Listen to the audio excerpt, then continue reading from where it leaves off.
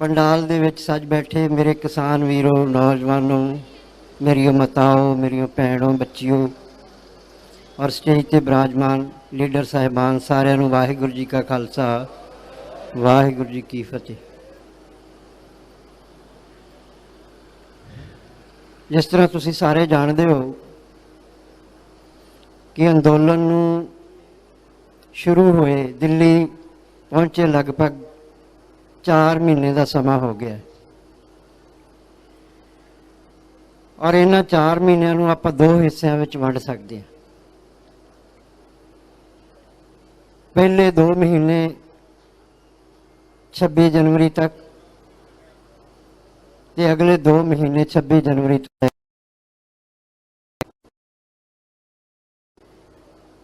ये 2 हिस्से अपने आप विच बिल्कुल वक्खो वक्। जिहड़े पहले 2 महीने हैं उन्हां 2 महीनों का अंदोलन, उस अंदोलन की शानो शौकत, चढ़त, उत्साह, आपस में प्रेम, भाईचारा, इतफाक उसकी वक्री मिसाल है। तो 26 जनवरी तो बाद जिहड़े आ 2 महीने गुजरे हैं इसका अलग इतिहास है, क्योंकि 26 जनवरी दीयां घटनावां तो बाद जो कुछ वापरिया वो बहुत चिंताजनक सी। कोशिशां बहुत पहलों भी हुंदियां रहियां, पहले 2 महीनों में भी कोशिशां होईयां अंदोलन दे विच पेनीट्रेशन दियां, इसनूं कमज़ोर करन दियां, इसनूं खंडाउण दियां, इसके खिलाफ परसैप्शन सिरजण दियां, पर उन्होंने किसी भी योजना दे विच सरकार या उस दियां एजेंसियां कामयाब नहीं हुई। और जिहड़े अगले 2 महीने असी लंघे ने, मैनूं लगता है कि सरकार नूं बहुत घट करना पिया है। उसदे मनसे जिहड़े हैं वो आप मुहारे ही पूरे होंदे गए, इसलिए असी इन्हां नूं अलग अलग कर सकते। मैं अज ये गल कहना चाहांगा कि एडा वड्डा अंदोलन जिस विच इन्नियां वड्डियां शहादतां, एडी वड्डी कुर्बानी, इन्ने वड्डे एफर्ट्स, इन्नी वड्डी तपस्या हुई है, तो उस जे कोई खड़ोत है, जे कोई निराशा है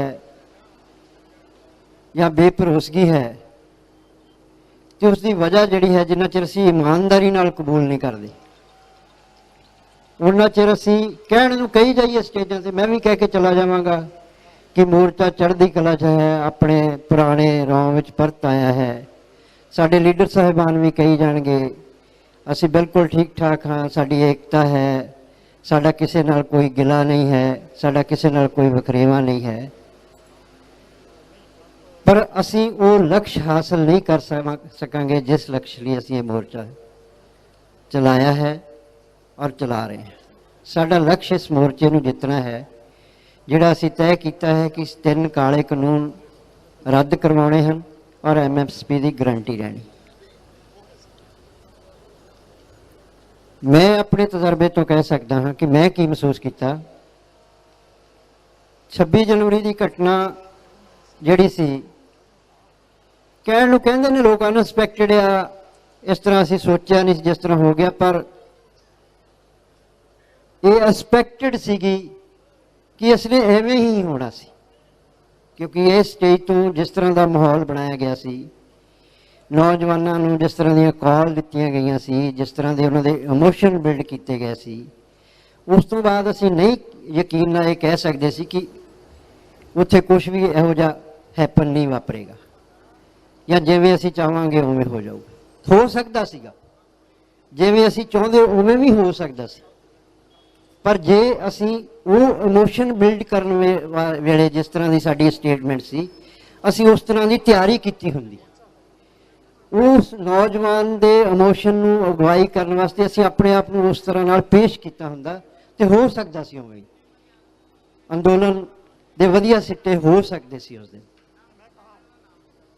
पर नहीं होए क्योंकि असीं इमोशन उभारे, ਅਸੀਂ ਲੱਖਾਂ ਟਰੈਕਟਰਾਂ ਦੇ ਨਾਲ ਪਰੇਡ ਕਰਨ ਦੇ ਇਸੇ ਸਟੇਜ ਤੋਂ ਅਸੀਂ ਅਨਾਉਂਸਮੈਂਟਾਂ ਕੀਤੀਆਂ।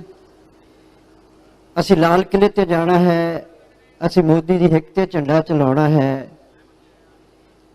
ਅਸੀਂ ਪਾਰਲੀਮੈਂਟ ਜਾਣਾ ਹੈ। ਇਹ ਸਾਰੀਆਂ ਗੱਲਾਂ ਇੱਥੇ ਸਟੇਜ ਤੋਂ ਹੋਈਆਂ, ਤੁਸੀਂ ਸਾਰਿਆਂ ਨੇ ਸੁਣੀਆਂ। ਮੈਂ ਰਿਪੀਟ ਕਹਿਣ ਨੂੰ ਇਹ ਗੱਲ ਕਹਿਣੀ ਚਾਹੀਦੀ ਹੈ ਕਿ ਸਾਨੂੰ ਪਿਛਲੀਆਂ ਗੱਲਾਂ ਭੁੱਲ ਜਾਣੀਆਂ ਚਾਹੀਦੀਆਂ, ਮੈਨੂੰ ਰਿਪੀਟ ਨਹੀਂ ਕਰਨੀ ਚਾਹੀਦੀ। ਪਰ ਜੇ ਮੈਂ ਰਿਪੀਟ ਨਹੀਂ ਕਰਾਂਗਾ ਤਾਂ ਆਪਾਂ ਅੱਗੇ ਨਹੀਂ ਚੱਲ ਸਕਾਂਗੇ। ਮੈਂ ਇਸ ਲਈ ਰਿਪੀਟ ਕਰ ਰਿਹਾ ਕਿ ਬਹੁਤ ਕੁਝ ਹੋਇਆ ਔਰ ਜੋ ਕੁਝ ਕਿਹਾ ਗਿਆ ਉਸ 'ਤੇ ਅਮਲ ਨਹੀਂ ਹੋਇਆ। ਇਸ ਦੀ ਵਜ੍ਹਾ ਇਹ ਆ 2 ਮਹੀਨੇ ਜਿਹੜਾ ਮੋਰਚਾ ਜਿਹੜਾ ਮੂੰਹ ਦੇ ਮੂੰਹ ਡਿੱਗਿਆ ਪਿਆ ਹੈ, ਇਸ ਨੂੰ ਖੜੇ ਕਰਨ ਵਾਸਤੇ ਸਾਨੂੰ ਯਤਨ ਕਰਨੇ ਪੈ ਰਹੇ। ਨੌਜਵਾਨਾਂ ਵਿੱਚ ਨਿਰਾਸ਼ਾ ਗਈ, ਨਾਰਾਜ਼ਗੀ ਹੋਈ, ਔਰ ਮੈਂ ਉਸ ਨਾਰਾਜ਼ਗੀ ਨੂੰ ਜਾਇਜ਼ ਇਸ ਕਰਕੇ ਕਹਿ ਸਕਦਾ ਹਾਂ ਕਿ ਨੌਜਵਾਨ ਆਪਣੀ ਜਗ੍ਹਾ ਸਹੀ ਸੀਗੇ, ਉਹ ਇਮਾਨਦਾਰੀ ਨਾਲ ਮੋਰਚੇ ਦੇ ਨਾਲ ਸੀਗੇ। ਉਹਨਾਂ ਨੂੰ ਜਦੋਂ ਵੀ ਜੋ ਕਾਲ ਦਿੱਤੀ ਗਈ ਉਹਨਾਂ ਨੇ ਉਸ ਨੂੰ ਇੰਪਲੀਮੈਂਟ ਕਰਨ ਵਿੱਚ ਆਪਣੀ ਜੀ ਜਾਨ ਲਾਇਆ। ਕਿਉਂ ਉਹਨਾਂ ਕੋਲ ਕੋਈ ਬਲੂ ਪ੍ਰਿੰਟ ਨਹੀਂ ਸੀਗਾ ਕਿ ਜਦੋਂ ਐਡੀ ਵੱਡੀ ਗੈਦਰਿੰਗ ਅਸੀਂ ਲੈ ਕੇ ਆਉਣੀ ਆ ਤੇ ਉਸ ਨੂੰ ਅਸੀਂ ਕਿਸ ਤਰ੍ਹਾਂ ਨਾਲ ਵਾਪਸ ਲੈ ਕੇ ਆਉਣਾ। ਕਿਉਂ ਫਿਰ ਉਹਨਾਂ ਨੇ ਲਿਮਿਟਡ ਸਮਝੌਤੇ ਕੀਤੇ, ਲੱਖਾਂ ਟਰੈਕਟਰਾਂ ਨੂੰ ਆਵਾਜ਼ ਮਾਰ ਕੇ ਕਿਉਂ 5000 ਟਰੈਕਟਰ ਲਿਜਾਣ ਵਾਸਤੇ ਸਰਕਾਰ ਨਾਲ ਸਹਿਮਤੀ ਦਿੱਤੀ। ਕਿਹੜੀਆਂ ਕਮਜ਼ੋਰੀਆਂ ਸੀ ਇਹ ਹੁਣ ਉਹ ਹੀ ਦੱਸ ਸਕਦੇ ਨੇ। ਲੀਡਰ ਸਾਹਿਬਾਨ ਨੂੰ ਦੱਸਣਾ ਚਾਹੀਦਾ ਹੈ ਜੇ ਉਹ ਇਮਾਨਦਾਰੀ ਨਾਲ ਚਾਹੁੰਦੇ ਨੇ ਕਿ ਅਸੀਂ ਅੰਦੋਲਨ ਨੂੰ ਜਿੱਤ ਵੱਲ ਲੈ ਕੇ ਜਾਣਾ। ਉਹਨਾਂ ਨੂੰ ਆਪਣੀਆਂ ਜਿਹੜੀਆਂ ਕਮਜ਼ੋਰੀਆਂ ਨੇ, ਜਿਹੜੀਆਂ ਕਮੀਆਂ ਨੇ, ਉਹਨਾਂ ਨੂੰ ਇਮਾਨਦਾਰੀ ਨਾਲ ਸਵੀਕਾਰ ਕਰਨਾ ਚਾਹੀਦਾ। ਸਵੀਕਾਰ ਕਰਨ ਤੋਂ ਬਾਅਦ ਵੱਡਾ ਦਿਲ ਕਰਕੇ ਉਹਨਾਂ ਨੂੰ ਅਨਾਉਂਸਮੈਂਟ ਵੀ ਕਰਨੀ ਚਾਹੀਦੀ ਹੈ ਜਿਹੜੀ ਉਹਨਾਂ ਤੋਂ ਉਮੀਦ ਕੀਤੀ ਜਾਂਦੀ।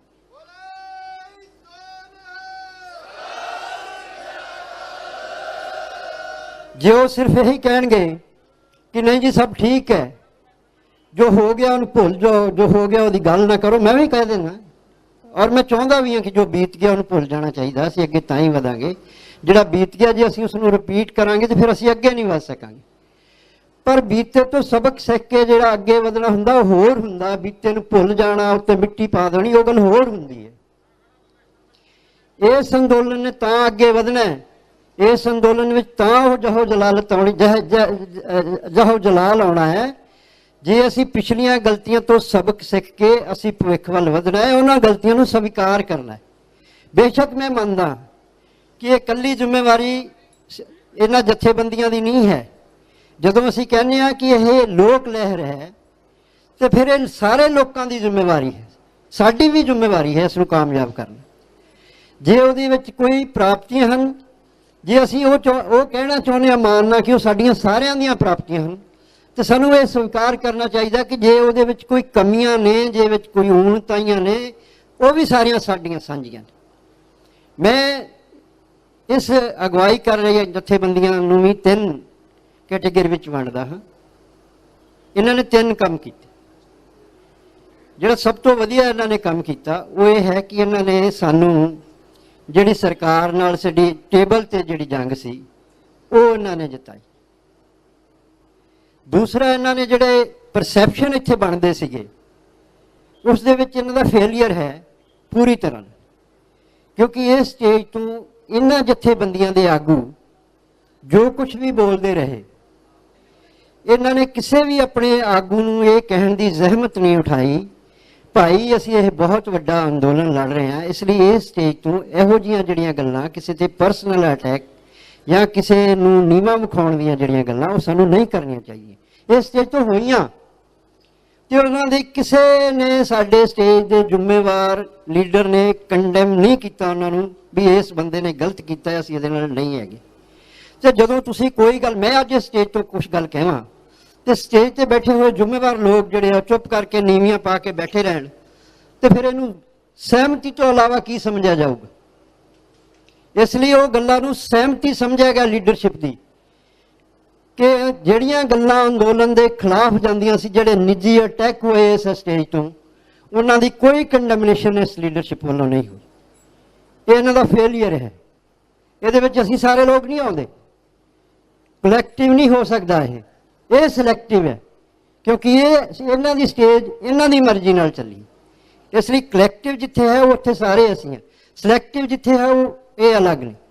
ਫਿਰ ਇਹਨਾਂ ਨੇ ਜਿਹੜੇ ਪ੍ਰੋਗਰਾਮ ਦਿੱਤੇ ਨੇ ਇਸ ਸਟੇਜ ਤੋਂ, ਉਹਨਾਂ ਪ੍ਰੋਗਰਾਮਾਂ ਨੂੰ ਦੇਣ ਵਾਸਤੇ ਜਿਸ ਤਰ੍ਹਾਂ ਦੀ ਇਹਨਾਂ ਦੀ ਕਵਾਇਦ ਹੋਣੀ ਚਾਹੀਦੀ ਸੀ, ਜਿਸ ਤਰ੍ਹਾਂ ਦੇ ਇਹਨਾਂ ਕੋਲੇ ਸਾਰੇ ਉਸ ਪ੍ਰੋਗਰਾਮ ਨੂੰ ਜੋ ਡਿਮਾਂਡਸ ਨੇ ਇਸ ਮੋਰਚੇ ਦੀਆਂ, ਇਹ ਮੋਰਚਾ ਕੋਈ ਛੋਟਾ ਮੋਰਚਾ ਨਹੀਂ ਹੈ।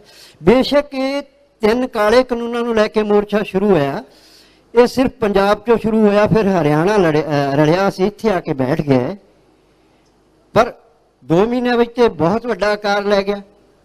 ਇਹ ਸਟੇਜ 'ਤੇ ਮੈਂ ਇੱਥੇ ਰਿਹਾ, ਇਸ ਸਟੇਜ ਦੇ ਉੱਤੇ ਜਿੰਨੀ ਵੱਡਾ ਸਮਰਥਨ ਇਸ ਮੋਰਚੇ ਨੂੰ ਮਿਲਿਆ, ਮੈਨੂੰ ਨਹੀਂ ਲੱਗਦਾ ਕਿ ਸਾਡੇ ਦੇਸ਼ ਦੀ ਕੋਈ ਇਹੋ ਜਿਹੀ ਜਥੇਬੰਦੀ ਜਿਹੜੀ ਇਸ ਦੇਸ਼ ਪ੍ਰਤੀ ਇਮਾਨਦਾਰ, ਸੁਹਿਰਦ, ਜਾਗਦੀ ਜ਼ਮੀਰ ਵਾਲੀ ਜਥੇਬੰਦੀ ਹੋਵੇ, ਚਾਹੇ ਛੋਟੀ ਤੋਂ ਛੋਟੀ, ਚਾਹੇ ਵੱਡੀ ਤੋਂ ਵੱਡੀ, ਉਹਨਾਂ ਨੇ ਆਣ ਕੇ ਇਹਨਾਂ ਨੂੰ ਸਮਰਥਨ ਨਾ ਦਿੱਤਾ ਹੋਵੇ। ਜੇ ਇੰਨਾ ਵੱਡਾ ਸਮਰਥਨ ਇਸ ਮੋਰਚੇ ਨੂੰ ਮਿਲਿਆ ਹੋਵੇ ਔਰ ਉਸ ਮੋਰਚੇ ਨੂੰ ਅਸੀਂ ਉਸ ਤਰ੍ਹਾਂ ਦੀ ਅਗਵਾਈ ਜਿਸ ਤਰ੍ਹਾਂ ਦੀ ਚਾਹੀਦੀ ਨਹੀਂ ਦੇ ਸਕੇ, ਮੈਂ ਇਹ ਗੱਲ ਇਹਨਾਂ 'ਤੇ ਬਲੇਮ ਨਹੀਂ ਕਰ ਰਿਹਾ, ਮੈਂ ਇਹ ਗੱਲ ਕਹਿ ਰਿਹਾ ਹਾਂ ਕਿ ਜਿਸ ਤਰ੍ਹਾਂ ਇਹ ਮੋਰਚੇ ਨੇ ਜਿੱਡਾ ਵੱਡਾ ਆਕਾਰ ਲਿਆ, ਉਹ ਕਿਸੇ ਦੇ ਸੁਪਨੇ ਵਿੱਚ ਵੀ ਨਹੀਂ ਸੀ, ਨਾ ਅਸੀਂ ਸੋਚ ਸਕਦੇ ਸੀ, ਨਾ ਇਹ ਸੋਚ ਸਕਦੇ ਸੀ, ਪਰ ਉਸਨੇ ਆਕਾਰ ਲਿਆ, ਬਹੁਤ ਵੱਡਾ ਆਕਾਰ ਲਿਆ ਇਸ ਮੂਵਮੈਂਟ ਲਈ। ਇਹ ਪਹਿਲਾਂ 2 ਸਟੇਟਾਂ 'ਚੋਂ 4 'ਚ ਗਿਆ, 4 'ਚੋਂ 6 'ਚ ਗਿਆ, ਫਿਰ ਪੂਰੇ ਦੇਸ਼ ਵਿੱਚ ਫੈਲਿਆ, ਫਿਰ ਦੇਸ਼ ਦੀਆਂ ਹੱਦਾਂ ਤੋਂ ਬਾਹਰ ਚਲਾ ਗਿਆ। ਇਸ ਅੰਦੋਲਨ ਦੀਆਂ ਚਰਚਾਵਾਂ ਵਿਦੇਸ਼ਾਂ ਦੀਆਂ ਵੱਡੀਆਂ ਪਾਰਲੀਮੈਂਟਾਂ 'ਚ ਹੋਈਆਂ, America, Canada, England, German, Australia, ਕਿਹੜੀ ਇਹੋ ਜਿਹੀ ਪਾਰਲੀਮੈਂਟ ਹੈ ਜਿਹਦੇ ਵਿੱਚ ਇਸ ਅੰਦੋਲਨ ਦੀ ਚਰਚਾ ਨਹੀਂ ਹੋਈ। ਔਰ ਬਹੁਤ ਸਾਰੇ ਦੇਸ਼ਾਂ ਨੇ ਇਸ ਅੰਦੋਲਨ ਨੂੰ ਆਪਣੇ ਸਮਰਥਨ ਦਿੱਤਾ, UN ਤੱਕ ਨੇ ਇਸ ਅੰਦੋਲਨ ਦਾ ਨੋਟਿਸ ਲਿਆ। ਜਦੋਂ ਇਹ ਐਡਾ ਵੱਡਾ ਅੰਦੋਲਨ ਹੈ ਤੇ ਫਿਰ ਸਾਡੇ ਕੱਦ, ਸਾਡੇ ਕਲਾਵੇ, ਸਾਡੀਆਂ ਜਿਹੜੀਆਂ ਸਾਡੀਆਂ ਸੋਚਾਂ ਨੇ ਉਹਨਾਂ ਨੂੰ ਵੱਡਿਆਂ ਹੋਣਾ ਚਾਹੀਦਾ ਸੀ।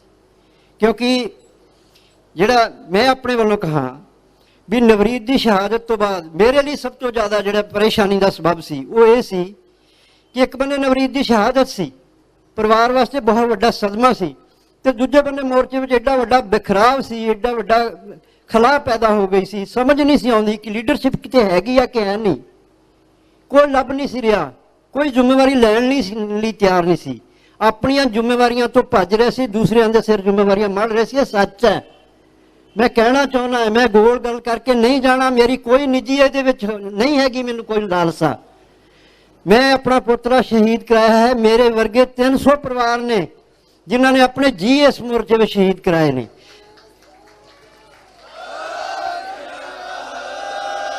ਜਿੰਨਾ ਘਾਟਾ ਮੇਰੇ ਪਰਿਵਾਰ ਲਈ, ਮੇਰੇ ਲਈ ਨਵਰੀਤ ਦਾ ਹੈ, ਜਿੰਨਾ ਸਦਮਾ ਮੇਰੇ ਲਈ, ਮੇਰੇ ਪਰਿਵਾਰ ਲਈ ਨਵਰੀਤ ਦਾ ਹੈ, ਉਨਾ ਹੀ ਸਦਮਾ ਉਹਨਾਂ 300 ਪਰਿਵਾਰਾਂ ਦਾ ਆਪਣੇ ਜੀਆਂ ਲਈ ਹੈ। ਇੰਨੀ ਵੱਡੀ ਸ਼ਹਾਦਤ, ਇੰਨੀ ਵੱਡੀ ਤਪੱਸਿਆ, ਇੰਨੇ ਵੱਡੇ ਐਫਰਟਸ ਔਰ ਇੰਨਾ ਵੱਡਾ ਸਮਰਥਨ ਮਿਲਣ ਤੋਂ ਬਾਅਦ ਇਹ ਆਪਣੇ ਕਿਸੇ ਲਕਸ਼ ਵੱਲ ਨਹੀਂ ਵੱਧਦਾ। ਅੱਜ ਸਰਕਾਰ ਬਿਲਕੁਲ ਬੇਫਿਕਰ ਹੋ ਕੇ ਬੈਠੀ ਆ, ਉਹ ਸਾਡੇ ਨਾਲ ਗੱਲ ਕਰਨ ਲਈ ਤਿਆਰ ਨਹੀਂ, ਉਹਨਾਂ ਦੀ ਕੋਈ ਟੈਨਸ਼ਨ ਨਹੀਂ ਹੈਗੀ ਇਸ ਮੋਰਚੇ ਨੂੰ ਲੈ ਕੇ, ਤੇ ਉਹਦੇ ਲਈ ਜ਼ਿੰਮੇਵਾਰ ਕੌਣ? ਜੇ ਲੋਕ ਲਹਿਰ ਹੈ ਤਾਂ ਅਸੀਂ ਸਾਰੇ ਜ਼ਿੰਮੇਵਾਰ ਹਾਂ, ਪਰ ਇਹਨੂੰ ਲੋਕ ਲਹਿਰ ਬਣਾਓ, ਇਹਨੂੰ ਮੰਨੋ ਕਿ ਲੋਕ ਲਹਿਰ ਹੈ। ਅੱਜ ਵੀ ਮੈਂ ਸਟੇਜ ਤੇ ਅਨਾਉਂਸਮੈਂਟ ਸੁਣੀ ਤਾਂ ਮੈਨੂੰ ਬੜੀ ਹੈਰਾਨੀ ਹੋਈ ਕਿ ਇੱਥੇ ਜਥੇਬੰਦੀਆਂ ਦਾ ਬੰਦਾ ਉੱਪਰ ਚੜ੍ਹ ਸਕਦਾ, ਕੋਈ ਚੜ੍ਹ ਨਹੀਂ ਸਕਦਾ। ਕਿਉਂ? ਕੀ ਆ ਸਾਰੇ ਲੋਕ ਜਥੇਬੰਦੀਆਂ ਦੇ ਨੇ? ਬਈ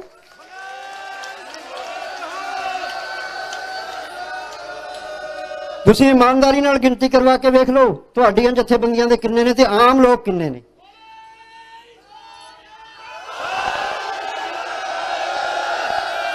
ਜਦੋਂ ਆਮ ਲੋਕਾਂ ਦਾ ਤੁਹਾਨੂੰ ਸਮਰਥਨ ਹੈ ਤਾਂ ਇਹੋ ਜਿਹੇ ਬੈਰੀਕੇਡ ਜਿਹੜੇ ਉਹ ਨਹੀਂ ਲੱਗਣੇ ਚਾਹੀਦੇ। ਅਸੀਂ ਅੱਗੇ ਵਧਣਾ ਹੈ, ਅਸੀਂ ਪਿੱਛੇ ਨਹੀਂ ਮੁੜਨਾ, ਅਸੀਂ ਜਿੱਤਣਾ ਹੈ। ਜਥੇਬੰਦੀਆਂ ਦੇ ਵਿੱਚ ਕੁਝ ਲੋਕਾਂ ਦੇ ਨਿੱਜੀ ਇੰਟਰਸਟ ਹੋ ਸਕਦੇ ਨੇ, ਉਹਨਾਂ ਨੂੰ ਮੋਰਚਾ ਬਿਖਰ ਜਾਣ ਵਿੱਚ ਉਹਨਾਂ ਨੂੰ ਫਾਇਦਾ ਹੋ ਸਕਦਾ ਹੈ, ਪਰ ਲੋਕਾਂ ਦਾ ਤਾਂ ਬਹੁਤ ਵੱਡਾ ਨੁਕਸਾਨ ਹੋਊਗਾ ਨਾ। ਇਸ ਲਈ ਜਥੇਬੰਦੀਆਂ ਦੇ ਜਿਹੜੇ ਜ਼ਿੰਮੇਵਾਰ ਆਗੂ ਨੇ, ਜਿਹੜੇ ਸੁਹਿਰਦ ਨੇ ਇਸ ਮੂਵਮੈਂਟ ਨੂੰ ਜਿੱਤਣ ਵਾਸਤੇ, ਅਸੀਂ ਉਹਨਾਂ ਨੂੰ ਅਪੀਲ ਕਰਦੇ ਹਾਂ ਕਿ ਤੁਸੀਂ ਉਹਨਾਂ ਲੋਕਾਂ ਨੂੰ ਨਿਖਾੜ ਕੇ ਅਲੱਗ ਥਲੱਗ ਕਰੋ ਜਿਹੜੇ ਮੋਰਚੇ ਦੀਆਂ ਜੜ੍ਹੀਂ ਬੈਠ ਗਏ ਨੇ।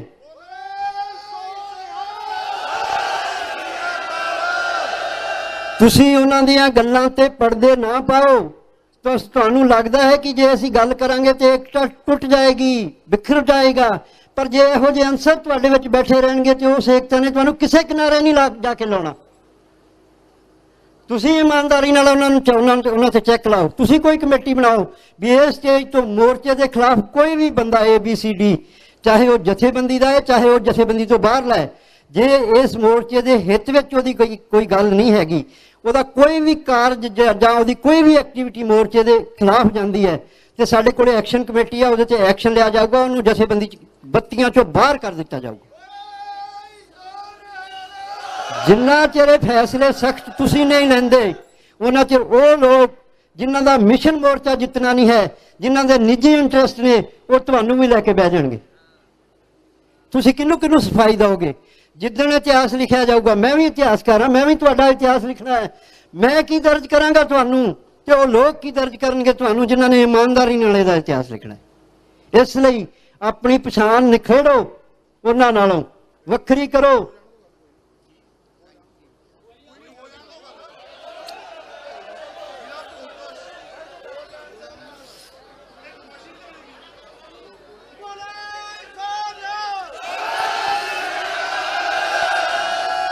ਸਾਨੂੰ ਵੀ ਪਤਾ ਲੱਗ ਚੁੱਕਾ ਹੈ ਇਹਨਾਂ ਚਾਰਾਂ ਮਹੀਨਿਆਂ 'ਚ, ਸਾਡਾ ਵੀ ਤਜਰਬਾ ਇਹ ਕਹਿੰਦਾ ਹੈ ਕਿ ਮੋਰਚੇ ਵਿੱਚ ਵੱਡਾ ਹਿੱਸਾ ਇਮਾਨਦਾਰ ਲੋਕਾਂ ਦਾ ਹੈ। ਵੱਡੇ ਹਿੱਸੇ ਦੇ ਜਿਹੜੇ ਵੱਡਾ ਹਿੱਸਾ ਆਗੂਆਂ ਦਾ, ਕਿਸਾਨ ਜਥੇਬੰਦੀਆਂ ਵਿੱਚ ਵੱਡਾ ਹਿੱਸਾ ਹੈ ਜਿਹੜਾ, ਉਹ ਇਮਾਨਦਾਰੀ ਨਾਲ ਐਫਰਟਸ ਵੀ ਕਰ ਰਿਹਾ ਔਰ ਇਸ ਨੂੰ ਜਿੱਤਣਾ ਵੀ ਚਾਹੁੰਦਾ ਹੈ, ਪਰ ਉਹ ਸਿਰਫ ਇਸ ਡਰ ਤੋਂ ਖੁੱਲ੍ਹ ਕੇ ਉਹਨਾਂ ਦੀ ਮੁਖਾਲਫਤ ਨਹੀਂ ਕਰਦਾ ਕਿ ਕਿਤੇ ਏਕਤਾ ਨਾ ਟੁੱਟ ਜਾਵੇ। ਤੇ ਮੈਂ ਇਹੋ ਜਿਹੀ ਏਕਤਾ ਨੂੰ ਮੈਂ ਸਮਝਦਾ ਕਿ ਤੁਹਾਡੇ ਲਈ ਨਾ ਸੂਰ ਬਣ ਜਾਏਗੀ ਏਕਤਾ, ਤੁਹਾਡੇ ਇਮਾਨਦਾਰੀ ਨਾਲ ਕੀਤੇ ਐਫਰਟਸ ਨੂੰ ਲੈ ਕੇ ਬੈਠ ਜਾਏਗੀ। ਮੈਂ ਜ਼ਿਆਦਾ ਕੁਝ ਨਹੀਂ ਕਹਿਣਾ ਚਾਹੁੰਦਾ, ਮੈਂ ਅੱਜ ਇਹੀ ਕਹਿਣਾ ਚਾਹੁੰਦਾ ਕਿ ਅੱਜ ਵੀ ਮੈਨੂੰ ਇਸ ਗੱਲ ਦਾ ਮਲਾਲ ਹੈ, ਇਸ ਗੱਲ ਦਾ ਕਿ ਇੱਕ ਬੰਦੇ 2 ਮਹੀਨੇ ਤੋਂ ਮੈਂ ਪੂਰੇ ਪੰਜਾਬ ਦੇ ਵਿੱਚ ਨੌਜਵਾਨਾਂ ਦੇ ਵਿੱਚ ਵਿਚਰ ਕੇ ਇਹਨਾਂ ਨੂੰ ਲੈ ਕੇ ਇੱਥੇ ਆਇਆ। ਬੇਸ਼ੱਕ ਸਾਡੀ ਤੁਸੀਂ ਅਗਵਾਈ ਕੀਤੀ ਹੈ, ਆਹੀ ਚਿਹਰੇ ਨੇ 2-3 ਜਿਹੜੇ ਮੈਨੂੰ ਲਗਾਤਾਰ ਮਿਲ ਰਹੇ ਨੇ, ਪਹਿਲਾਂ ਵੀ ਮਿਲ ਰਹੇ ਨੇ, ਉਹ ਤੇ ਅੱਜ ਵੀ ਨਾਰਾਜ਼ ਨੇ, ਜਿਨ੍ਹਾਂ ਦੇ ਮਨਾਂ ਵਿੱਚ ਕੋਈ ਖੋਟ ਹੈਗੀ ਹੈ। ਮੈਂ ਕਹਾਂ ਫਿਰ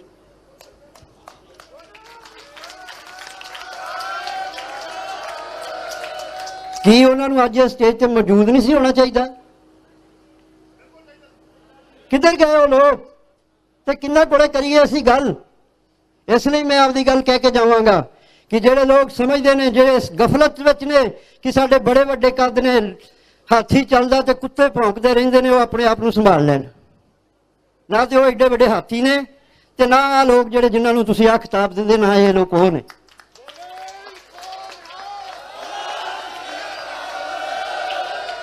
ਇਸ ਲਈ ਮੈਂ ਅੱਜ ਫਿਰ ਇਸ ਸਟੇਜ ਤੋਂ ਇਮਾਨਦਾਰੀ ਨਾਲ ਕਹਿਣਾ ਚਾਹੁੰਦਾ ਕਿ ਮੈਂ ਨਵਰੀਤ ਦੀ ਸ਼ਹਾਦਤ ਦੇ ਸਮੇਂ ਉਸ ਦੀ ਡੈਡ ਬਾਡੀ ਦੇ ਸਰਾਣੇ ਬਹਿ ਕੇ ਇਹ ਅਹਿਦ ਲਿਆ ਸੀ ਕਿ ਮੈਂ ਇਸ ਮੋਰਚੇ ਨੂੰ ਕਿਸੇ ਕੀਮਤ ਤੇ ਬਿਖਰਨ ਨਹੀਂ ਦੇਵਾਂਗਾ।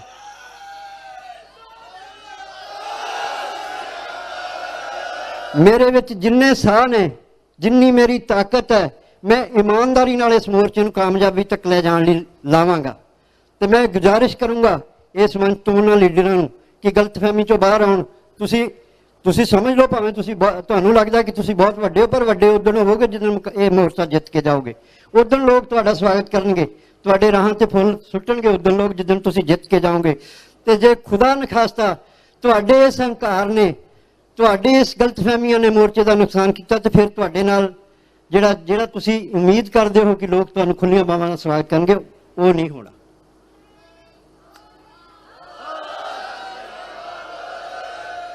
ਤੇ ਨੌਜਵਾਨਾਂ ਨੂੰ ਵੀ ਮੈਂ ਬੇਨਤੀ ਕਰਦਾ, ਸਾਰੇ ਬਲੇਮ ਲੀਡਰਾਂ ਤੇ ਸਿੱਟ ਕੇ ਤੁਸੀਂ ਬਰੀ ਨਹੀਂ ਹੋ ਜਾਣਾ। ਵੀ ਤੁਸੀਂ ਜੇ ਕਹੋ ਕਿ ਸਾਰੇ ਗੁਨਾਹ ਉਹਨਾਂ ਦੇ, ਅਸੀਂ ਕੁਛ ਵੀ ਨਹੀਂ ਕੀਤਾ ਤੇ ਅਸੀਂ ਮਾਸੂਮ ਹਾਂ ਜੀ, ਤੁਹਾਨੂੰ ਵੀ ਆਪਣੀਆਂ ਜ਼ਿੰਮੇਵਾਰੀਆਂ ਸਮਝਣੀਆਂ ਚਾਹੀਦੀਆਂ। ਤੁਸੀਂ ਰਾਏ ਦੇ ਸਕਦੇ ਹੋ, ਆਪਣੀ ਰਾਏ ਦਾ ਪਲੇਟਫਾਰਮ ਇੱਥੇ ਅਜੇ ਨਹੀਂ ਹੈਗਾ। ਅਸੀਂ ਚਾਹਾਂਗੇ ਕਿ ਇੱਥੇ ਰਾਏ ਦੇਣ ਵਾਲਾ ਕੋਈ ਪਲੇਟਫਾਰਮ ਬਣੇ ਜਿੱਥੇ ਬੈਠ ਕੇ ਕੋਈ ਰਾਏ ਦੇ ਸਕੇ। 2 ਮਹੀਨਿਆਂ ਵਿੱਚ ਮੈਂ ਜਿਹੜੇ ਆਪਣੇ ਆਪ ਨੂੰ, ਮੈਂ ਇਸ ਕਰਕੇ ਕਹਿਣਾ ਵੀ ਮੈਂ ਜਿਹੜਾ ਸਭ ਤੋਂ ਵੱਡਾ ਹੈਗਾ ਇਸ ਮੋਰਚੇ ਦਾ ਵਿਕਟਮ ਜਿਹੜਾ ਹਾਂ, ਮੈਂ ਅਜੇ ਸਾਰੇ ਆਗੂਆਂ ਨੂੰ ਨਹੀਂ ਮਿਲ ਸਕਿਆ 2 ਮਹੀਨਿਆਂ ਦੇ ਵਿੱਚ। ਸਾਡੇ ਆਗੂਆਂ ਕੋਲ ਮੈਨੂੰ ਮਿਲਣ ਦਾ ਟਾਈਮ ਨਹੀਂ ਹੈਗਾ, ਮੈਨੂੰ ਨਹੀਂ ਟਾਈਮ ਦਿੱਤਾ ਮੇਰੇ ਆਗੂਆਂ ਨੇ ਵੀ ਮੈਂ ਮਿਲ ਕੇ ਉਹਨਾਂ ਨੂੰ ਆਪਣਾ ਦੁੱਖ ਹੀ ਸਾਂਝਾ ਕਰ ਸਕਾਂ। ਤੇ ਨੌਜਵਾਨ ਕਿਹਦੇ ਕੋਲੇ ਬੈਠਣਗੇ, ਕਿਹਦੇ ਨਾਲ ਆਪਣਾ ਦੁੱਖ ਸਾਂਝਾ ਕਰਨਗੇ? ਕੋਈ ਇਹੋ ਜਿਹਾ ਮੰਚ ਬਣਾਓ ਜਿੱਦੇ ਵਿੱਚ ਪਿੱਛੇ ਬੈਠ ਕੇ ਨੌਜਵਾਨ ਆਪਣੀ ਗੱਲ ਕਰ ਸਕਣ। ਤੁਹਾਨੂੰ ਆਪਣਾ, ਉਹਨਾਂ ਦਾ ਫੀਲਡ ਹੈ, ਉਹ ਆਪਣੇ ਫੀਲਡ ਵਿੱਚ ਵਿਚਰਦੇ ਨੇ, ਉਹ ਦੱਸਣਗੇ ਫੀਡਬੈਕ ਤੁਹਾਨੂੰ ਲਿਆ ਕੇ ਵੀ ਲੋਕ ਤੁਹਾਡੇ ਤੋਂ ਕੀ ਚਾਹੁੰਦੇ ਨੇ। ਤੁਸੀਂ ਆਪਦੀ ਮਨਮਰਜ਼ੀ ਕਰਿਆ ਜੇ, ਅਸੀਂ ਤੁਹਾਨੂੰ ਰੋਕਦੇ ਨਹੀਂ, ਫੈਸਲੇ ਤੁਹਾਡੇ ਨੇ, ਅਸੀਂ ਉਹਦੇ ਨਾਲ ਖੜੇ ਹੋਵਾਂਗੇ। ਪਰ ਜੇ ਉਹ ਫੈਸਲਾ ਲੋਕ ਰਾਏ ਚੋਂ ਪਿੱਛੇ ਬੈਠ ਕੇ ਡਿਸਕਸ਼ਨ ਚੋਂ ਨਿਕਲ ਕੇ ਆਏਗਾ, ਉਹਦੇ ਨਤੀਜੇ ਚੰਗੇ ਨਿਕਲਣਗੇ। ਤੇ ਤੁਸੀਂ ਇਹੋ ਜਿਹਾ ਕੋਈ ਪਲੇਟਫਾਰਮ ਪਿੱਛੇ ਹੀ ਬਣਾਓ। ਅਸੀਂ ਨਹੀਂ ਚਾਹੁੰਦੇ ਵੀ ਤੁਸੀਂ ਲਾਈ ਰੱਖੋ ਬੈਰੀਕੇਡ ਵੀ ਅਸੀਂ ਸਟੇਜ ਤੇ ਕਿਸੇ ਨੂੰ ਨਹੀਂ ਚੜਨ ਦੇਣਾ, ਨਾ ਚੜਨ ਦਿਓ, ਪਰ ਪਿੱਛੇ ਤੇ ਕੋਈ ਜਗ੍ਹਾ ਦਿਓ ਲੋਕਾਂ ਨੂੰ ਜਿੱਥੇ ਬੈਠ ਕੇ ਤੁਹਾਡੇ ਨਾਲ ਉਹ ਗੱਲ ਕਰ ਸਕਣ, ਆਪਣੇ ਦਿਲ ਦੀ ਗੱਲ ਦੱਸ ਸਕਣ ਵੀ ਆਹ ਹੋ ਰਿਹਾ ਜੀ, ਇਹਦਾ ਆ ਜਿਹੜੀ ਤੁਹਾਡੀ ਸਟੇਟਮੈਂਟ ਆ, ਇਹਦੇ ਆਹ ਰਿਐਕਸ਼ਨ ਆ, ਜੇ ਤੁਸੀਂ ਇਹਨੂੰ ਐਵੇਂ ਦੀ ਬਜਾਏ ਐਵੇਂ ਦੇ ਲੈਂਦੇ ਤਾਂ ਫਿਰ ਆਹ ਰਿਐਕਸ਼ਨ ਨਹੀਂ ਸੀ ਆਉਣਾ। ਸੋ ਇੱਕ ਤਾਂ ਇਹਦਾ ਪਲੇਟਫਾਰਮ ਬਣਾਉਣਾ ਚਾਹੀਦਾ, ਮੇਰੀ ਗੁਜ਼ਾਰਿਸ਼ ਹੈ। ਕਿਉਂਕਿ ਮੈਂ ਇੱਥੋਂ ਲੜ ਕੇ ਨਹੀਂ ਜਾਣਾ ਤੁਹਾਡੇ ਨਾਲ ਵੀ ਤੁਸੀਂ ਸਮਝੋ ਮੈਂ ਮਿਹਣੇ ਉਮਣੀ ਹੋ ਕੇ ਮੈਂ ਚਲੇ ਜਾਊਂਗਾ। ਮੈਂ ਆਖਰੀ ਸਾਹਾਂ ਤੱਕ ਇਹ ਮੋਰਚੇ ਨਾਲ ਹਾਂ, ਮੈਂ ਵਿੱਚ ਹਾਂ, ਹਰ ਸਮੇਂ ਤੁਹਾਡੇ ਵਿੱਚ ਹਾਂ। ਤੇ ਮੈਂ ਚਾਹਾਂਗਾ ਕਿ ਆਪਾਂ ਇੱਕ ਪਿੱਛੇ ਕੋਈ ਇਹੋ ਜਿਹਾ ਕੋਈ ਜਗ੍ਹਾ ਨੀਅਤ ਕਰੀਏ ਜਿੱਥੇ ਬੈਠ ਕੇ ਜਿਹਨੂੰ ਵੀ ਕਿਸੇ ਨੇ ਆਪਣੀ ਰਾਏ ਦੇਣੀ ਆ ਉਹ ਆਣ ਕੇ ਤੁਹਾਨੂੰ ਦੇ ਸਕਣ। ਤੁਸੀਂ ਆਪਣੀ ਕੋਈ 5 ਮੈਂਬਰੀ ਕਮੇਟੀ ਬਣਾ ਦਿਓ ਵੀ ਆਹ ਸਾਡੀ 5 ਮੈਂਬਰੀ ਕਮੇਟੀ ਹੈ, ਜਿਹੜੀ ਨਾਮਜ਼ਦ ਕਰਦੇ ਇਹ ਜਥੇਬੰਦੀਆਂ ਕਰ ਦੇਣ ਵੀ ਆਹ ਸਾਡੀ 5 ਮੈਂਬਰੀ ਕਮੇਟੀ ਹੈ, ਜਿਹਨੇ ਵੀ ਆਪਣੀ ਕੋਈ ਰਾਏ ਦੇਣੀ ਆ ਪਿੱਛੇ ਸਾਡਾ ਕੈਬਨਿਟ ਦੇ ਵਿੱਚ ਆ ਕੇ ਰਾਏ ਦੇ ਦੇਣ। ਤੇ ਉਹ ਕਮੇਟੀ ਜਿਹੜੀ ਉਹ ਆਪਣੀ ਐਗਜ਼ੈਕਟਿਵ 'ਚ ਰੱਖ ਲਵੇ ਤੇ ਐਗਜ਼ੈਕਟਿਵ ਨੂੰ ਜਿਹੜੀ ਰਾਏ ਸਹੀ ਲੱਗੇ ਉਹ ਮੰਨ ਲਵੇ, ਜਿਹੜੀ ਰਾਏ ਸਹੀ ਨਹੀਂ ਲੱਗੇ ਤੇ ਉਹਨੂੰ ਸਿਰਫ ਈਗੋ ਦਾ ਇਸ਼ੂ ਨਾ ਬਣਾਇਆ ਜਾਵੇ ਕਿ ਜੇ ਅਸੀਂ ਇਹ ਰਾਏ ਮੰਨ ਲਾਂਗੇ ਤੇ ਸਾਡਾ ਕੱਦ ਛੋਟਾ ਹੋ ਜਾਊਗਾ, ਫਿਰ ਅਸੀਂ ਲੀਡਰ ਕਾਹਦੇ ਜੇ ਅਸੀਂ ਰਾਏ ਮੰਨ ਲਈ। ਤੇ ਜੇ ਇਹ ਸੋਚ ਆ ਵੀ ਜੇ ਕਿਸੇ ਦੀ ਰਾਏ ਮੰਨਿਆ ਸਾਡੀ ਲੀਡਰਸ਼ਿਪ ਬਾਉਣੀ ਹੋ ਜਾਂਦੀ ਹੈ, ਫਿਰ ਮੈਂ ਨਹੀਂ ਸਮਝਦਾ ਕਿ ਉਹ ਲੀਡਰ ਦਾ ਕੋਈ ਬਹੁਤ ਵੱਡਾ ਕੱਦ ਹੈ। ਸੋ ਕੌੜੀਆਂ ਨੇ ਮੇਰੀਆਂ ਗੱਲਾਂ, ਪਰ ਜੇ ਮੈਂ ਕੌੜੀਆਂ ਨਹੀਂ ਕਰਦਾ ਤੇ ਫਿਰ ਅਸੀਂ ਅੱਗੇ ਨਹੀਂ ਵੱਧਦੇ। ਇਸ ਲਈ ਮੇਰੀ ਬੇਨਤੀ ਹੈ ਕਿ ਪਾਰਟੀਕੂਲਰ ਮੈਂ ਕਿਸੇ ਦਾ ਨਾਂ ਨਹੀਂ ਲੈਣਾ ਚਾਹੁੰਦਾ, ਨੌਜਵਾਨਾਂ ਵਿੱਚ ਰੋਸੇ ਨੇ, ਉਹ ਆਪਣੇ ਵੱਲੋਂ ਕੋਈ ਨੌਜਵਾਨ ਆਪਣੇ ਆਗੂਆਂ ਦੇ ਨਾਂ ਲੈਂਦੇ ਨੇ, ਲੈਣ ਜੀ ਸਦਕੇ, ਠੀਕ ਹੈ। ਪਰ ਸਾਰੇ ਨੌਜਵਾਨ ਜਿਹੜੇ ਨੇ ਉਹ ਕਿਸੇ ਨਾ ਤਾਂ ਇੱਕ ਨੌਜਵਾਨ ਦੇ ਪਿੱਛੇ ਨੇ ਤੇ ਨਾ ਸਾਰੇ ਨੌਜਵਾਨ ਕਿਸੇ ਇੱਕ ਨੌਜਵਾਨ ਆਗੂ ਨਾਲ ਕੋਈ ਨਾਰਾਜ਼ ਹੈ। ਇਸੇ ਤਰ੍ਹਾਂ ਸਾਰੇ ਜਿਹੜੇ ਕਿਸਾਨ ਜਿਹੜੇ ਹੈਗੇ ਨੇ ਉਹ ਸਾਰੇ ਕਿਸਾਨ ਜਥੇਬੰਦੀਆਂ ਦੇ ਨਾਲ ਨਹੀਂ ਹੈਗੇ, ਉਹ ਇੰਡੀਵਿਜੂਅਲ ਵੀ ਹੈਗੇ ਨੇ। ਇਹ ਸਾਰੀ ਜਿਹੜੀ ਰਲੀ ਮਿਲੀ ਰਾਏ ਹੈ ਜਿਹੜੀ ਉਹਨੂੰ ਜੇ ਅਸੀਂ ਸਮੇਟਾਂਗੇ, ਸਮੇਟਣ ਦੀ ਜ਼ਿੰਮੇਵਾਰੀ ਤੁਹਾਡੀ ਹੈ ਕਿ ਤੁਹਾਡੀ ਅਗਵਾਈ ਚੱਲ ਰਹੀ। ਅਸੀਂ 7 ਮਾਰਚ ਨੂੰ ਜਿਹੜਾ ਇੱਥੇ ਸਮਾਗਮ ਕਰਾਇਆ ਸੀ, ਅਰਦਾਸ ਸਮਾਗਮ, ਅਸੀਂ ਆਪਣਾ ਪੱਖ ਬਿਲਕੁਲ ਕਲੀਅਰ ਕਰ ਚੁੱਕੇ ਹਾਂ। ਪੰਥਕ ਧਿਰਾਂ ਦਾ ਪੱਖ ਅਸੀਂ ਬਿਲਕੁਲ ਕਲੀਅਰ ਕਰ ਚੁੱਕੇ ਹਾਂ ਕਿ ਪੰਥਕ ਧਿਰਾਂ ਇਹਦੇ ਵਿੱਚ ਕੋਈ ਧਿਰ ਨਹੀਂ ਹੈਗੇ, ਅਸੀਂ ਤੁਹਾਡੇ ਸਹਿਯੋਗੀ ਹਾਂ। ਤੇ ਸਹਿਯੋਗੀ ਇਸ ਕਰਕੇ ਕਿ ਸਾਡਾ ਸਿਧਾਂਤ ਸਾਨੂੰ ਇਹ ਕਹਿੰਦਾ ਕਿ ਤੁਸੀਂ ਸਹਿਯੋਗ ਕਰੋ, ਕਿਉਂਕਿ ਕਿਸਾਨ ਜਿਹੜਾ ਕਿਸਾਨ ਸੰਘਰਸ਼ ਚੱਲ ਰਿਹਾ ਇਹਦੇ ਵਿੱਚ ਕਿਸਾਨ ਮਜ਼ਦੂਰ ਜਿਹੜਾ ਮਜ਼ਲੂਮ ਹੈ, ਜ਼ਾਲਮ ਹੈ ਸਰਕਾਰ ਜਿਹਦੇ ਨਾਲ ਮਜ਼ਲੂਮ ਟਕਰਾ ਰਿਹਾ, ਤੇ ਅਸੀਂ ਮਜ਼ਲੂਮਾਂ ਨਾਲ ਖੜੇ ਹੋਣਾ, ਇਸ ਲਈ ਅਸੀਂ ਤੁਹਾਡੇ ਨਾਲ ਖੜੇ ਹਾਂ। ਤੇ ਦੂਜਾ ਪਰਸੈਪਸ਼ਨ ਜਿਹੜਾ ਸੀਗਾ 7 ਤਰੀਕ ਨੂੰ ਜਿਹੜਾ ਇੱਥੇ ਬਣਾਇਆ ਗਿਆ ਸੀ ਕਾਮਰੇਡ ਵਰਸਸ ਪੰਥਕ ਵਿਚਾਰਧਾਰਾ, ਤੇ ਮੈਂ ਕਹਿਣ ਵਿੱਚ ਬਿਲਕੁਲ ਇਹ ਗੱਲ ਸੰਕੋਚ ਨਹੀਂ ਕਰੂੰਗਾ ਕਿ ਕਾਮਰੇਡਾਂ ਵੱਲੋਂ ਜਿਹੋ ਜਿਹਾ ਉਸ ਦਿਨ ਜਵਾਬ ਦਿੱਤਾ ਗਿਆ, ਡਾਕਟਰ ਦਰਸ਼ਨਪਾਲ ਜਿਹੜਾ ਕਾਮਰੇਡਾਂ ਦੇ ਆਗੂ ਨੇ ਔਰ ਵੱਡਾ ਨਾਂ ਹੈ ਕਾਮਰੇਡਾਂ ਦੇ ਵਿੱਚ, ਉਸਨੇ ਜਿਹੜੀ ਗੱਲ ਕਹੀ ਅਸੀਂ ਉਸਦਾ ਸਵਾਗਤ ਕਰਦੇ ਹਾਂ ਵੀ ਉਸਨੇ ਬਹੁਤ ਵੱਡੀ ਗੱਲ ਕਹੀ ਸਟੇਜ ਤੋਂ। ਉਹਨੇ ਕਿਹਾ ਮੈਂ ਗੁਰੂ ਮਹਾਰਾਜ ਦੀ ਹਜ਼ੂਰੀ ਵਿੱਚ ਖੜ ਕੇ ਕਹਿਣਾ ਹੈ ਕਿ ਇਸ ਅੰਦੋਲਨ ਦੀ ਜੇ ਰੀੜ ਹੈ ਤੇ ਉਹ ਪੰਜਾਬ ਦਾ ਸਿੱਖ ਕਿਸਾਨ ਹੈ, ਜੇ ਇਸ ਰੀੜ ਤੇ ਕੋਈ ਟਿਕਿਆ ਹੋਇਆ ਸਿਰ ਹੈ ਤੇ ਉਹ ਪੰਜਾਬ ਦੇ ਸਿੱਖ ਕਿਸਾਨ ਦਾ ਸਿਰ ਹੈ। ਹੁਣ ਉਹ ਕੌਣ ਲੋਕ ਸੀ ਜਿਹੜੇ ਕਹਿੰਦੇ ਸੀ ਵੀ ਪੰਥਕ ਵਿਚਾਰਧਾਰਾ ਤੇ ਕਾਮਰੇਡ ਵਿਚਾਰਧਾਰਾ ਦਾ ਟਕਰਾਵ ਹੈ? ਉਹ ਮੇਰੇ ਖਿਆਲ ਉਹ ਟਕਰਾਵ ਸਾਰੇ ਉਦੋਂ ਉਹ ਉੱਥੇ ਹੀ ਭਸਮ ਹੋ ਗਏ ਗੁਰੂ ਮਹਾਰਾਜ ਦੀ ਹਜ਼ੂਰੀ 'ਚ। ਉਹਦੋਂ ਬਾਅਦ ਕੋਈ ਟਕਰਾਵ ਨਹੀਂ, ਨਾ ਤਾਂ ਕਿਸਾਨ ਪੰਥਕ ਵਿਚਾਰਧਾਰਾ ਨਾਲ ਕਾਮਰੇਡਾਂ ਦਾ ਕੋਈ ਟਕਰਾਵ ਹੈ, ਨਾ ਕਾਮਰੇਡਾਂ ਦੀ ਵਿਚਾਰਧਾਰਾ ਨਾਲ ਕੋਈ ਪੰਥਕ ਟਕਰਾਵ ਹੈ। ਬੰਦਿਆਂ ਦਾ ਟਕਰਾਵ ਹੈ, ਬੰਦਿਆਂ ਦਾ। 2-4 ਉਧਰੋਂ ਆ, 2-4 ਇੱਧਰੋਂ ਵੀ ਹੈਗੇ ਆ। ਮੈਂ ਇਹ ਨਹੀਂ ਕਹਿੰਦਾ ਵੀ ਸਾਰੇ ਉਧਰੋਂ ਆ, ਇੱਧਰੋਂ ਵੀ ਹੈਗੇ ਆ 2-4, ਤੇ ਉਹਨਾਂ ਦੀ ਨਿਸ਼ਾਨਦੇਹੀ ਕਰ ਲਓ। ਉਹਨਾਂ 2-4 ਦੇ ਬਦਲੇ ਅਸੀਂ ਸਾਰੀ ਪੰਥਕ ਵਿਚਾਰਧਾਰਾ ਨੂੰ ਵੀ ਸਿੱਕੇ ਟੰਗ ਦੀਏ ਸੂਲੀ ਤੇ ਕਾਮਰੇਡ ਵਿਚਾਰਧਾਰਾ ਨੂੰ ਵੀ ਅਸੀਂ ਸੂਲੀ ਤੇ ਟੰਗ ਦਈਏ। ਇਹਦੇ ਨੂੰ ਚੰਗਾ ਨਹੀਂ ਅਸੀਂ 2-4 ਜਿਹੜੇ ਇੱਧਰ ਉਹਨਾਂ ਨੂੰ ਪਛਾਣ ਲਈਏ ਤੇ 2-4 ਜਿਹੜੇ ਉੱਧਰ ਉਹਨਾਂ ਨੂੰ ਵੀ ਪਛਾਣ ਲਈਏ। ਤੇ ਜਦੋਂ ਅਸੀਂ ਇਹਨਾਂ 2-4 ਨੂੰ ਪਛਾਣ ਲਾਂਗੇ ਤੇ ਮੈਨੂੰ ਨਹੀਂ ਲੱਗਦਾ ਕਿ ਬਹੁਤਾ ਲੰਮਾ ਸਮਾਂ ਟਿਕ ਸਕਣਗੇ, ਕਿਉਂਕਿ ਅੰਦੋਲਨ ਦਾ ਆਕਾਰ ਇੰਨਾ ਵੱਡਾ ਹੈ। ਇਸ ਆਕਾਰ ਦੇ ਖਿਲਾਫ ਜਿਹੜਾ ਵੀ ਕੋਈ ਨਿੱਜੀ ਆਪਣੇ ਦਿਲ ਦੇ ਵਿੱਚ ਬੇਈਮਾਨੀ ਲੈ ਕੇ ਕੋਈ ਗੱਲ ਕਰਦਾ ਹੋਊਗਾ ਉਹ ਖਤਮ ਹੋ ਜਾਏਗਾ, ਉਹਨੇ ਚੱਲਣਾ ਨਹੀਂ। ਇਸ ਲਈ ਮੈਂ ਬੇਨਤੀ ਕਰੂੰਗਾ ਕਿ ਆਪਾਂ ਸਾਰੇ, ਤੁਸੀਂ ਸਾਰਿਆਂ ਨੇ ਜਿੰਨਾ ਮੈਨੂੰ ਸੁਣਿਆ, ਬਹੁਤ ਬਹੁਤ ਧੰਨਵਾਦ ਤੁਹਾਡਾ। ਆਪਣੀਆਂ ਸਾਰਿਆਂ ਦੀ ਹੁਣ ਇੱਕ ਕਲੈਕਟਿਵ ਜ਼ਿੰਮੇਵਾਰੀ ਹੈ, ਕਿਉਂਕਿ ਇਹ ਨਿਰਾ ਕਿਸਾਨੀ ਅੰਦੋਲਨ ਨਹੀਂ, ਇੱਕ ਲੋਕ ਲਹਿਰ ਹੈ। ਇਸ ਲੋਕ ਲਹਿਰ ਨੂੰ ਸਾਡਾ ਦੇਸ਼ ਹੀ ਨਹੀਂ ਪੂਰੀ ਦੁਨੀਆ ਉਮੀਦ ਦੀਆਂ ਨਜ਼ਰਾਂ ਨਾਲ ਵੇਖ ਰਹੀ ਹੈ। ਇਸ ਦੇਸ਼ ਵਿੱਚ ਜਿਸ ਤਰ੍ਹਾਂ ਦਾ ਮਾਹੌਲ ਬਣਾਇਆ ਗਿਆ ਹੈ ਮੋਦੀ ਸਰਕਾਰ ਵੱਲੋਂ, ਲੋਕਾਂ ਦੇ ਸਾਰੇ ਅਧਿਕਾਰ ਖੋਹ ਲਏ ਗਏ ਨੇ, ਲੋਕਾਂ ਦੀ ਜ਼ੁਬਾਨਬੰਦੀ ਕਰ ਦਿੱਤੀ ਗਈ ਹੈ, ਕੋਈ ਕਿਸੇ ਦਾ ਕੋਈ ਅਧਿਕਾਰ ਨਹੀਂ ਹੈ। ਇਨਸਾਫ ਜਿਹੜੀਆਂ ਅਦਾਲਤਾਂ ਦਿੰਦੀਆਂ ਸੀ ਉਹ ਸਰਕਾਰ ਦੀ ਜੇਬ ਵਿੱਚ ਪਈਆਂ। ਜਿੰਨੀਆਂ ਸਾਡੀਆਂ ਸੰਸਥਾਵਾਂ ਸੀ ਜਿਨ੍ਹਾਂ ਤੋਂ ਲੋਕ ਉਮੀਦ ਕਰਦੇ ਸੀ ਉਹ ਸਰਕਾਰ ਨੇ ਕੈਪਚਰ ਕਰ ਲਈਆਂ। ਹੁਣ ਕਿੰਨੇ ਲੋਕਾਂ ਦੇ ਘਰਾਂ 'ਚ ਨੋਟਿਸ ਚਲੇ ਗਏ ਜਿਹੜੇ ਇਸ ਅੰਦੋਲਨ ਨੂੰ ਸਪੋਰਟ ਕਰਦੇ ਸੀ, ਕਿੰਨੇ ਘਰਾਂ 'ਚ ਈਡੀ ਦੇ ਛਾਪੇ ਵੱਜ ਗਏ ਜਿਨ੍ਹਾਂ ਨੇ ਇਸ ਅੰਦੋਲਨ ਨੂੰ ਸਪੋਰਟ ਕੀਤਾ। ਤੇ ਮੈਂ ਇਹ ਵੀ ਗੱਲ ਕਹਾਂਗਾ ਕਿ ਇਸ ਅੰਦੋਲਨ ਦੀ ਅਗਵਾਈ ਕਰਨ ਵਾਲੀਆਂ ਜਥੇਬੰਦੀਆਂ ਨੂੰ ਕਲੈਕਟਿਵਲੀ ਇਹ ਗੱਲ ਕਹਿਣੀ ਚਾਹੀਦੀ ਹੈ ਕਿ ਇਸ ਅੰਦੋਲਨ ਦੀ ਵਜ੍ਹਾ ਕਰਕੇ ਜਿਸ ਨੂੰ ਵੀ ਕੋਈ ਨੋਟਿਸ ਗਿਆ ਉਹਦੀ ਪੈਰਵਾਈ ਵੀ ਅਸੀਂ ਕਰਾਂਗੇ, ਜਿਸ ਦੇ ਘਰ ਵੀ ਈਡੀ ਦਾ ਛਾਪਾ ਪਿਆ ਜਾਂ CBI ਦਾ ਕੋਈ ਛਾਪਾ ਪਿਆ ਉਸ ਦੀ ਵੀ ਪਿੱਠ 'ਤੇ ਅਸੀਂ ਖੜਾਂਗੇ। ਔਰ ਸਰਕਾਰ ਨੂੰ ਚੇਤਾਵਨੀ ਦੇਣੀ ਚਾਹੀਦੀ ਹੈ ਕਿ ਇਹਨਾਂ ਹੱਥਕੰਡਿਆਂ ਤੋਂ ਬਾਜ਼ ਆਵੇ। ਅਸੀਂ ਸਭ ਸਮਝਦੇ ਹਾਂ ਤੁਹਾਡੇ ਇਹਨਾਂ ਹੱਥਕੰਡਿਆਂ ਨਾਲ ਅਸੀਂ ਅੰਦੋਲਨ ਕਮਜ਼ੋਰ ਨਹੀਂ ਹੋਣ ਦੇਵਾਂਗੇ, ਅਸੀਂ ਉਹਨਾਂ ਲੋਕਾਂ ਨੂੰ ਇਕੱਲੇ ਨਹੀਂ ਛੱਡਾਂਗੇ ਤੁਹਾਡੀ ਮਰਜ਼ੀ ਮੁਤਾਬਕ। ਇਹ ਸਾਰੀਆਂ ਬਹੁਤ ਸਾਰੀਆਂ ਚੀਜ਼ਾਂ ਨੇ। ਕੁਛ ਚੀਜ਼ਾਂ ਇਹ ਹੈ ਨੇ ਜਿਹੜਾ ਮੈਂ ਅਰਜ਼ ਕੀਤੀ ਹੈ ਕਿ ਆਪਾਂ ਪਿੱਛੇ ਪਲੇਟਫਾਰਮ ਬਣਾਈਏ, ਆਪਾਂ ਬਹਿ ਕੇ ਡਿਸਕਸ ਕਰੀਏ। ਅਜੇ ਵੀ ਮੇਰੇ ਅੰਦਰ ਬਹੁਤ ਕੁਛ ਹੈ ਜਿਹੜਾ ਮੈਂ ਨਹੀਂ ਕਹਿਣਾ ਚਾਹੁੰਦਾ। ਉਹਦੇ ਲਈ ਤੁਸੀਂ ਸਾਨੂੰ ਮੌਕਾ ਦਿਓ, ਅਸੀਂ ਤੁਹਾਡੇ ਨਾਲ ਬਹਿ ਸਕੀਏ। ਪਿੱਛੇ ਬਹਿ ਕੇ ਅਸੀਂ ਬਹੁਤ ਸਾਰੀਆਂ ਚੀਜ਼ਾਂ ਤੁਹਾਨੂੰ ਦੱਸ ਸਕਦੇ ਹਾਂ ਵੀ ਜਿਹੜੀਆਂ ਹੋਣ ਵਾਲੀਆਂ ਨੇ।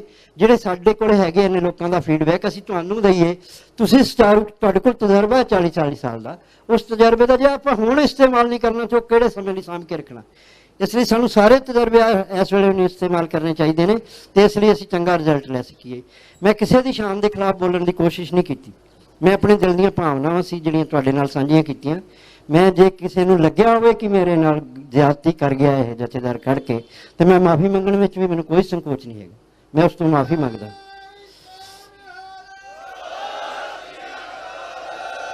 ਮੈਂ ਇਸੇ ਉਮੀਦ ਨਾਲ ਕਿ ਅਸੀਂ ਸਾਰੇ ਜਾਣੇ ਭਵਿੱਖ ਵਿੱਚ ਇਕਜੁੱਟ ਹੋ ਕੇ ਚੱਲਾਂਗੇ, ਨੌਜਵਾਨਾਂ ਨੂੰ ਕਲਾਵੇ ਵਿੱਚ ਲਵਾਂਗੇ।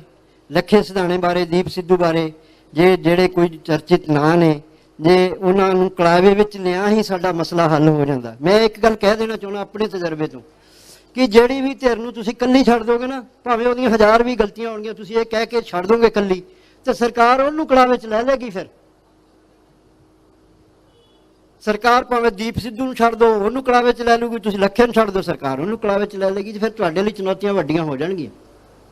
ਇਸ ਲਈ ਇਸ ਤੋਂ ਚੰਗਾ ਹੈ ਕਿ ਸਰਕਾਰ ਨੂੰ ਅਸੀਂ ਇਹ ਮੌਕਾ ਦਈਏ, ਤੁਸੀਂ ਉਹਨਾਂ ਬੱਚਿਆਂ ਨੂੰ ਆਪਣੇ ਕਲਾਵੇ 'ਚ ਲੈ ਲਓ ਔਰ ਸਰਕਾਰ ਨੂੰ ਮੌਕਾ ਨਾ ਦਿਓ। ਸੋ ਇਹ ਮੇਰੀਆਂ ਬੇਨਤੀਆਂ ਨੇ। ਬਹੁਤ ਕੁਛ ਆਪਾਂ ਬਹਿ ਕੇ ਵੀ ਕਰਾਂਗੇ ਜੇ ਤੁਸੀਂ ਸਾਨੂੰ ਮੌਕਾ ਦਿਓਗੇ। ਤੇ ਇਹਨਾਂ ਹੀ ਲਫ਼ਜ਼ਾਂ ਨਾਲ ਅਰਦਾਸ ਖਿਮਾ ਦਾ ਜਾ ਚੁੱਕਾ। ਵਾਹਿਗੁਰੂ ਜੀ ਕਾ ਖਾਲਸਾ, ਵਾਹਿਗੁਰੂ ਜੀ ਕੀ ਫਤਿਹ।